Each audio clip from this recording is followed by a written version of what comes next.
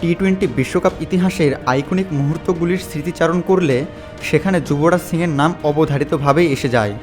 2007 সালে ক্রিকেটের সংক্ষিপ্ততম সংস্করণের প্রথম বিশ্ব আসরেই এক অনন্য রেকর্ড গড়েন যুবরাজ সিং। দক্ষিণ আফ্রিকার কিংসমিড স্টেডিয়ামে বিশ্বকাপ ইতিহাসের প্রথম ব্যাটার হিসাবে স্টুয়ার্ট ব্রডকে এক ওভারে 6টি ছক্কা হাঁকিয়েছিলেন সাবেক এই বাঁহাতি ব্যাটার। সেই ম্যাচে মাত্র 12 বলে অর্ধশতক পূর্ণ করেছিলেন তিনি, যেই রেকর্ড দুটি আজও অক্ষত রয়ে গেছে। 2019 সালে সব ধরনের ক্রিকেট থেকে অবসর নেওয়া এই অলরাউন্ডার আছেন 2024 টি-20 বিশ্বকাপেও। তবে এবার ফিরে এসেছেন ভিন্ন দায়িত্বে ও ভিন্ন রূপে। টি-20 বিশ্বকাপের চলতি আসরে সাবেক এই ভারতীয় অলরাউন্ডার আইসিসির শুভেচ্ছাদূত হয়েছেন। বিশ্বকাপ প্রসঙ্গে গণমাধ্যমে বিভিন্ন দলের বিষয়ে মন্তব্য করার এক পর্যায়ে তিনি বাংলাদেশের সম্ভাবনা নিয়েও কথা বলেন। সেখানে যুবরাজ জানান, টাইগারদের সামর্থ্য থাকলেও ধারাবাহিকতার যথেষ্ট অভাব রয়েছে। এমনকি বাংলাদেশকে বিপজ্জনক উল্লেখ করে অতীতে অঘটন ঘটানোর কথাও স্মরণ করিয়ে দেন সাবেক এই তারকা। গণমাধ্যমের মুখোমুখি হয়ে যুবরাজ বলেন, বাংলাদেশের সম্ভাবনা আছে, তারা খুবই বিপজ্জনক দল, আগেও বেশ কিছু অঘটন ঘটিয়েছে তারা।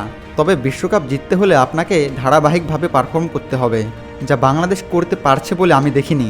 আমার মনে হয় তাদের সেই সামর্থ্য আছে। এদিন তিনি কথা বলেন নিজের দেশ ভারতকে নিয়েও। 10 বছর ধরে আন্তর্জাতিক কোনো শিরোপা না জেতা ভারতই জিতবে এবারের বিশ্বকাপ, এমনটাই মনে করেন যুবরাজ সিং। শেষবার 2013 সালে চ্যাম্পিয়ন্স ট্রফি জিতেছিল দেশটি, সেটিই ছিল ভারতের সবশেষ শিরোপা।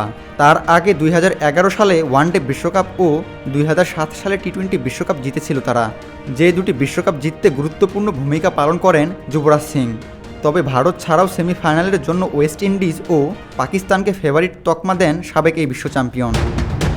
এদিকে বিশ্বকাপের আয়োজক দেশ যুক্তরাষ্ট্রের ক্রিকেটের জনপ্রিয়তার প্রসঙ্গে যুবরাজ জানালেন ভিন্ন কথা।